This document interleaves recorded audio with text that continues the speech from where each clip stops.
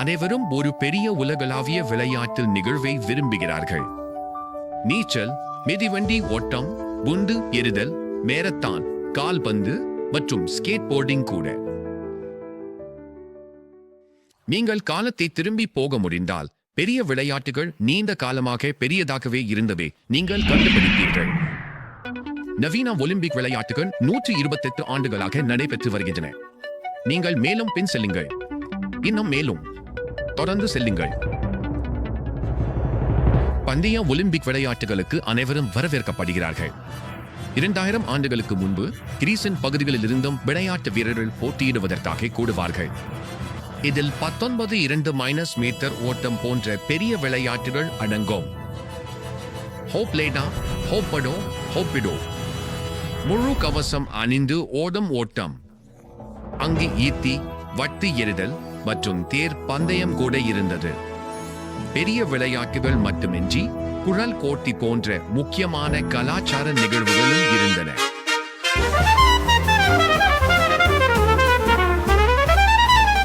இந்த விளையாட்டு வீரர்கள் பயிற்சி செய்தனர், கவனம் உறுதியுடன் இருந்தனர். ஒலிம்பிக் விளையாட்டுகள் 1169 ஆண்டுகள் நடைபெற்றன. கிரீஸில் ஒலிம்பிக் விளையாட்டுகள் நடந்து கொண்டிருந்த போது இயேசு கடலின் மறுபுறம் பிறந்தார்.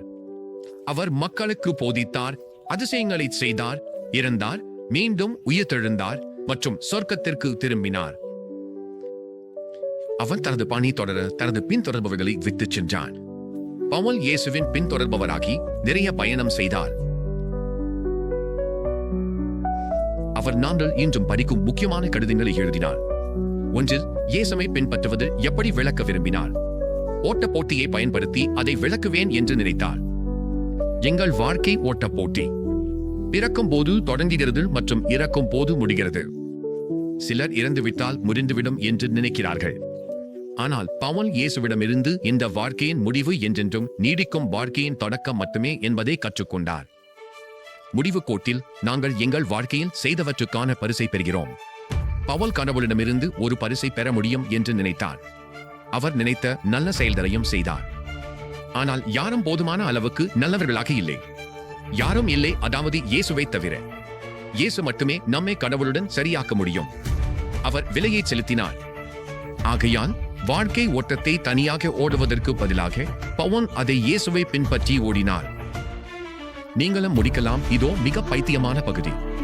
இயேசு ஏற்கனவே ஓட்டத்தில் வெற்றி பெற்றார் மற்றும் உங்களுக்கு பரிசை வழங்குகிறார். என்ன பரிசு? சொர்க்கத்தில் இயேசுவுடன் என்றென்றும் நட்பு. எனவே ஓடிக்கொண்டே இருங்கள்.